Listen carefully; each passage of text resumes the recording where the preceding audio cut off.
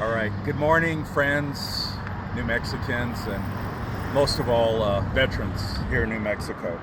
You know, we gather here today at a great urgency and responsibility here in our state and in the nation.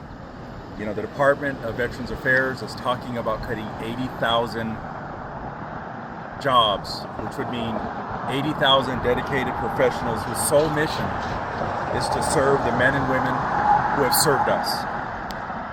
They are the healthcare workers, the benefit specialists, the mental health counselors, and the support staff who help fill the solemn promise we made to every veteran who raised their hand and swore an oath to defend the nation.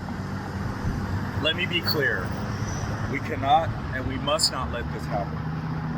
Every single one of those 80,000 jobs represents a point of care, a line of support, a bridge between a veteran and the benefits that they've earned. These were not gifted, they were earned. Let me rephrase that and emphasize this. These benefits were not gifted, they were earned.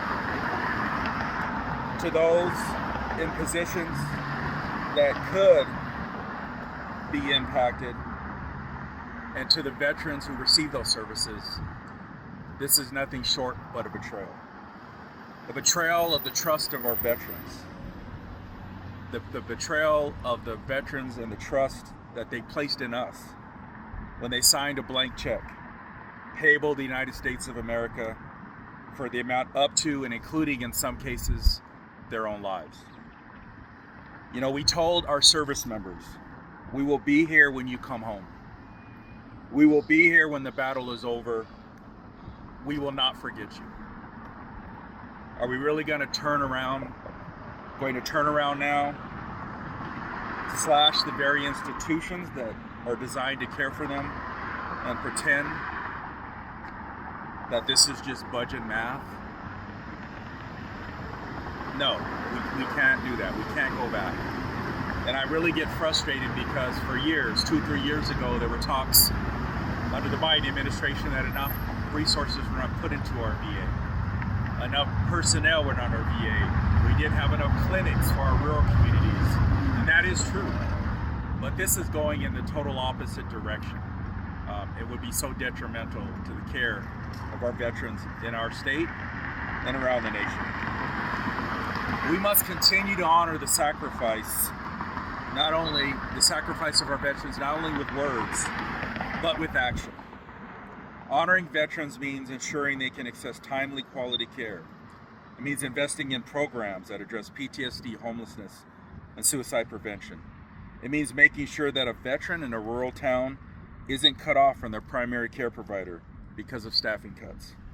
It means making sure our VA hospitals remain fully staffed, equipped, and empowered to deliver the care our heroes deserve. So you're probably asking, what can we do? Well, first of all, we have to continue to raise our voices. We have to continue to stand up. We need to continue to be out here in the streets and let folks know that this is unacceptable and that we're not going to stand for this. We need to tell them that this is not just another line item. This is actually a line in the sand that we don't want to ever cross. We demand full funding to the VA to actually increase the resources and personnel, and we cannot allow any layoffs at the VA. Second, we have to continue to work with a lot of our local veterans organizations. Now, we might not always see eye to eye on issues, but when it comes to the VA, and supporting our veterans is one area that we do agree on. Many of these organizations are already doing heroic work with limited resources, and we must continue to partner with them in this fight. Third, no matter what happens, we must continue to create community networks that support our veterans. Whether we can stop this cut, no matter what, we must continue to work within our neighborhoods, our cities, our states. They all must step up to take care of our veterans because they're in need. Veterans need access to housing, mental health care, job placement services, and they need it. And finally, we must change the narrative. Veterans are not charity cases. They are our neighbors, our co-workers, our family. They are the reason we have the freedom that we gather here today. So let us continue, and if some of us have failed in the past, we're going to make it right today. Let's be the generation that keeps the promise. Let us stand together and say, not on our watch. Not to those who gave everything for us. Thank you, and may we continue to serve those who serve us.